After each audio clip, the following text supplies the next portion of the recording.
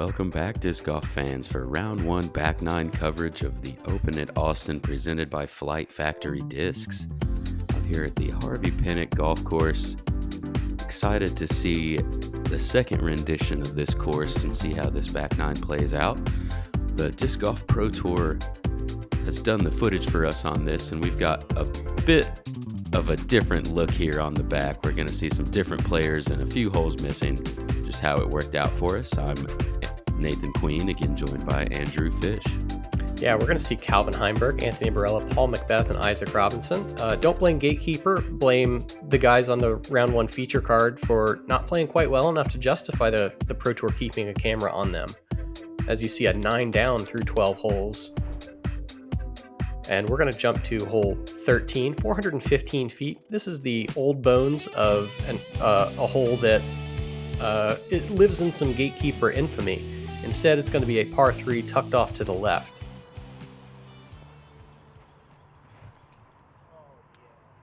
Yeah, again, you've got a creek to carry all the room in the world you want on the right side. And AB doesn't quite get that wide enough, going to end up in that OB creek.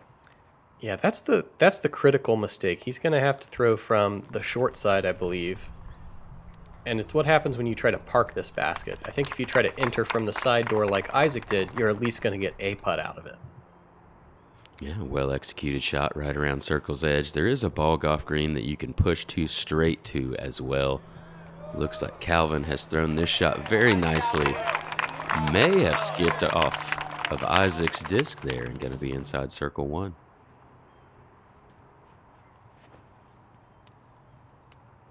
McBeth, a little more stally, and just carries over the fence. Another circle's edge look.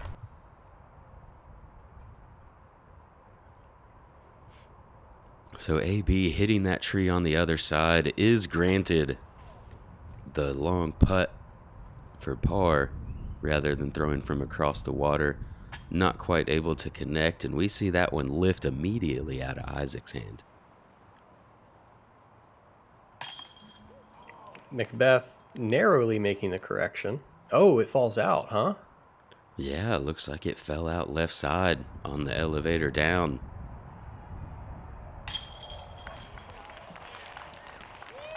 And here we have Calvin, gonna be the lone birdie on the card.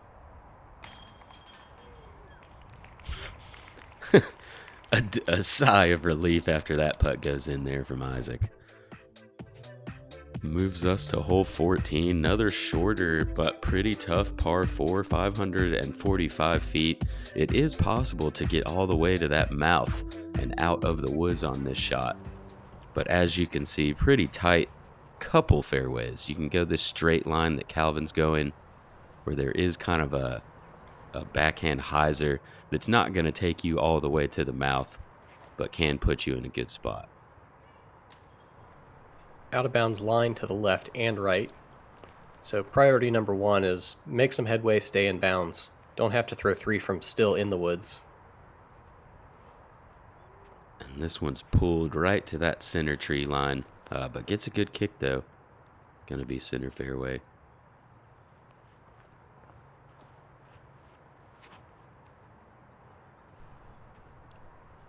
Good touch for Barela off of a left side tree.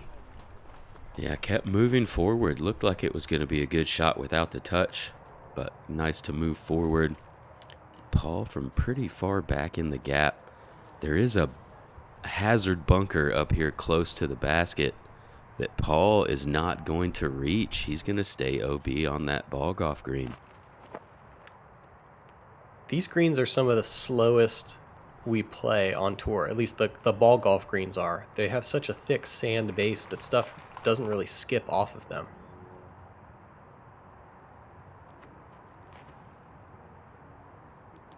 And this looks low from Calvin also, but just low enough. He's going to stay short of that green. So AB got far enough, he should be able to try to attack. Attack he does. Very nice forehand and a good check at the end of the shot. So just off to the right there is that bunker. that doesn't cause Isaac any trouble. He's going to drop in his birdie. Calvin's approach layup was found wanting, and his buddy is able to squeak in his par putt.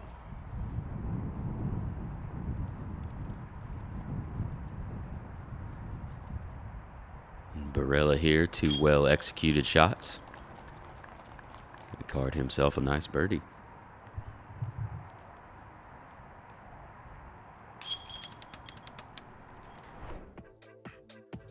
Hole 15, straight ahead, 345 feet. Basket perched on a little bit of a side hill. There is a green above it and then some out-of-bounds long. I imagine we're going to see mostly mid-range backhands, possibly some forehands to play with stability. Yeah, Isaac really cutting that inside close to keep this as straight of a shot as he could rather than a turnover. And executed pretty well. He's going to be inside circle 1.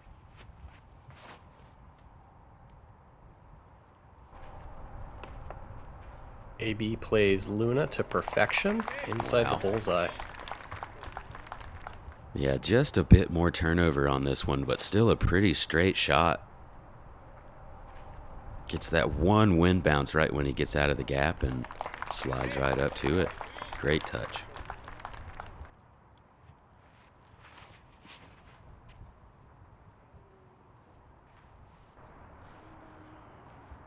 Heimburg doesn't quite get the same drag to the right that he'd desire, but is looking up at it from inside the circle.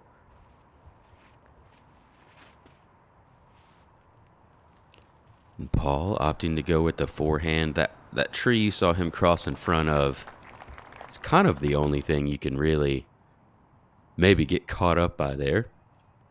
But we see 4 players here inside circle 1. Calvin, first of the putts to go, gonna connect.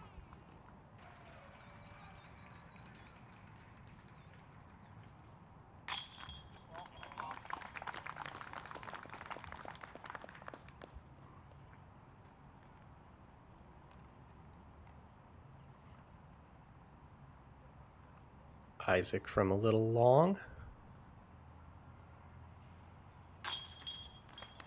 And No smooth it problem in. there. Yep. Got them diamonds. McBeth at 69. I just told myself, you got to will this one in there. Whatever you have, just will it in there. This man is unbelievable. This is what athletes live for. This is the moment. Got a good thing coming, and it's all I need. Everything I wanted is in front of me. It's a good.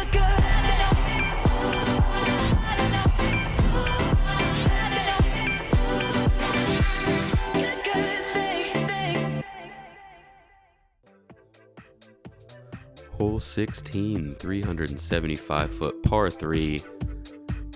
Some left to right movement on it. You see the hazard bunkers there if you push long. Pretty tricky backhand turnover shot. You really got to get it to turn late. Turning too early will put you in these woods. As Isaac doesn't quite get the float on that, but is going to be inside circle 2. If you've got the forehand with something stable, keep it on a hyzer angle the whole time is going to be your best play. Yeah, I agree. To me, this is a Mando forehando. Even if that's not your strength, the backhand has too many ways to go wrong. And at this point in the season, Calvin was really not throwing forehands. Had a lingering elbow injury, so he is going to force that backhand. And it's like a 20-second shot, Nathan. Yeah, the old thrower, I think, is what we call that one. Kind of curls around. He'll be pitching up another backhand to try to get his par. Paul puts this one out nicely, but a little bit high. Kind of kills the speed on that with the headwind coming at him. Will be in circle 2.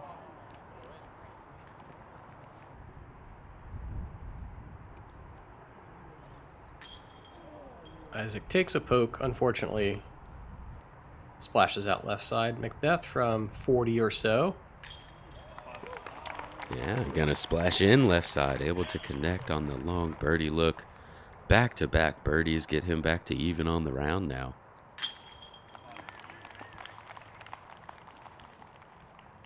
This AB with a turkey of his own gonna card 7 under par.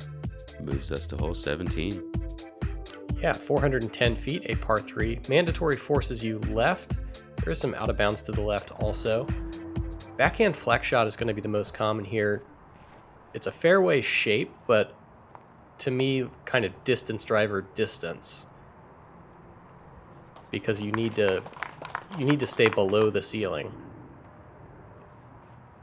Yeah, and backhand flex being the most common is a pretty light way to put this, as I believe it is the only way to execute this shot, as we see Paul do perfectly there.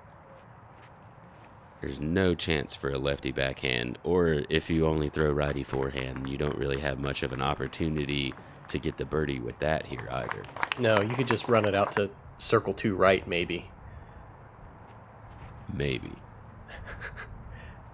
Calvin, this is going to stay out there, get some late stability to push it, to give him a putt.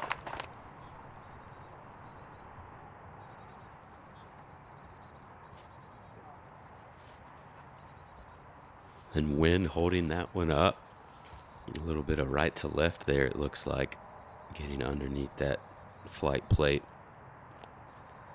AB could tell he missed that one out of the hand.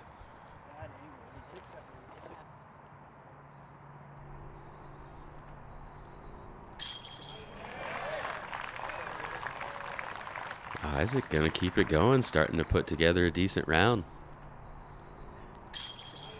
Yeah, that even 4 down is going to hold up pretty good given the conditions that most of the field played in. Barela and Heimburg going to have to do some par cleanups. Man, as soft as AB threw his first putt, he sure had a long comeback putt there. That's the problem with spin. It'll keep your disc floating too much.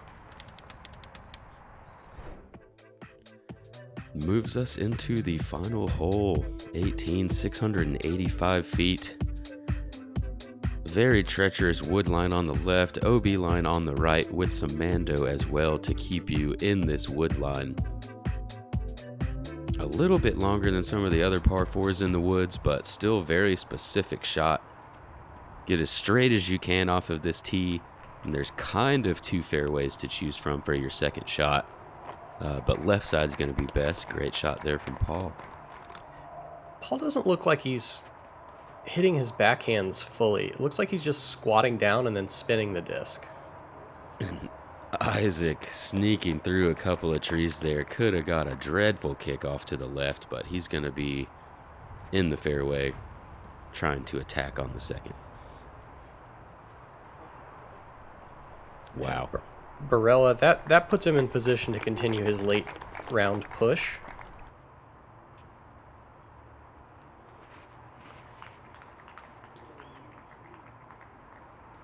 And dragging to the right is Heimburg.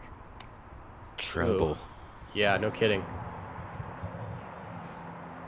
Not in a good spot here to try to recover either.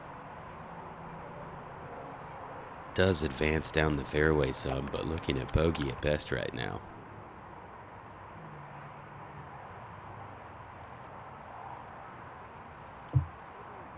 McBeth plays the flex forehand. It looks speculative, but I do see the line that he's going for. Puts him at 90 feet or so. Yeah, he was kind of using the left and the right fairway that I was talking about. Just kind of cut in the middle of them. Isaac just gets a little bit too much pop on that one. Overturns it and doesn't get the glide he was looking for. AB able to go Annie down that left fairway.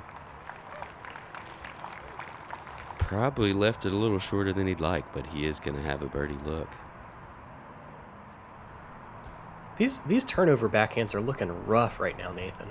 Yeah, I think they're going right into a headwind or a bit of right to left. They're just, the wind is not allowing those discs to do what the players want.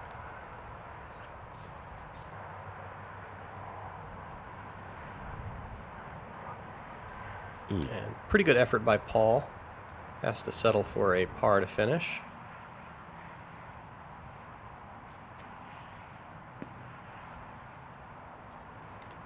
And Calvin looking like he's going to settle for a double bogey to finish after the early OB kick. And Anthony Barela with the incredible late round push. Going to end up tying Calvin at 8 under.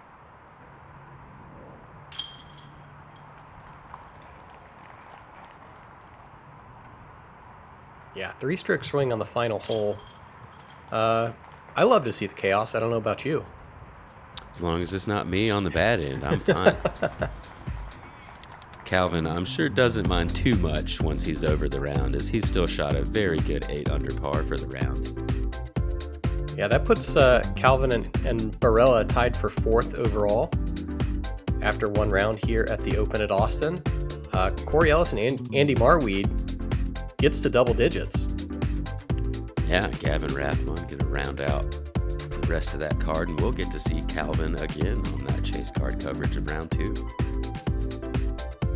Well, thank you so much for joining us on Gatekeeper Media's coverage of the Open at Austin 2024. We hope you'll subscribe and join us again for round 2. For Nathan Queen, I'm Andrew Fish. We'll see you guys out there.